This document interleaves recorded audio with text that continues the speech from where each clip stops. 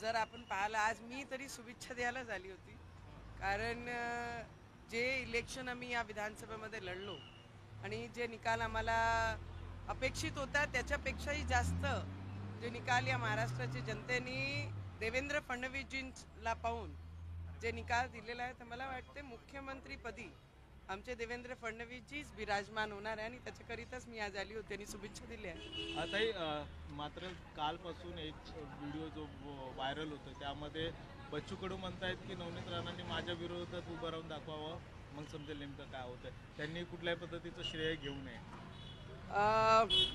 माझा श्रेय तर नाहीच आहे. दादाला एवढंच म्हणन मी कुठे म्हणताय की माझं श्रेय आहे. माझी जनतानी ते बदला घेतलेला आहे आणि जनतानी त्यांची जागा दाखवून दिलेली आहे. ते येणाऱ्या काळामध्ये सुद्धा ते आपण पाहू. पण दादा आता कसं वाटतंय, गोड गोड वाटतंय ना. त्यांनी असं म्हटलं की माझा पराभव करण्याची अवकात तुमची नाही राणा दाम्पत्याच्या, असंही त्यांनी म्हटलं. हा, जनता जनार्दन ची अवकात काढणारे असे लोकांना जनता जनार्दन त्यांची अवकात दाखवून देते. तर मी तर खूप लहान आहे, मी वयाने लहान आहे, अनुभवाने लहान आहे आणि तसंही मी माझी सैनिकाची मुलगी आहे. तर माझी अवकात तर बरेचसे लोक काढत असतात आणि त्याच्यातले बच्चू कडूंनी माझी अवकात काढली आहे. तर एक माझी सैनिकाचे परिवाराची अवकात काढणारे लोकांची अवकात हा लोक दाखवत असतात. त्यांनी असंही म्हटलं की महाराष्ट्रातला कुठलाही मतदारसंघ सांगा, त्या ठिकाणी आम्ही उभा राहतो, तुम्ही उभे राहा, आव्हान दिलंय त्यांनी.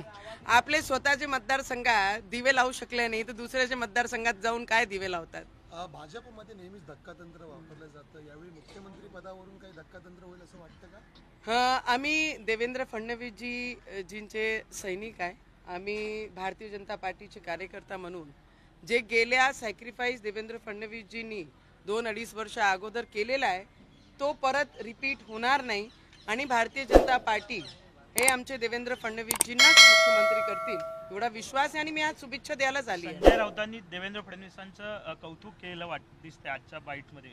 सूर बदलले काय नेमकं? अरे देवा, कोणी कौतुक केलं? संजय राऊतनी. बाप रे बाप, मैंने सुना है हमेशा कि समय देखकर बहुत सारे लोग बदलते हैं, पर ऐसे लोगों के भी सुर बदलते हैं ये मैंने पहली बार ही सुना है.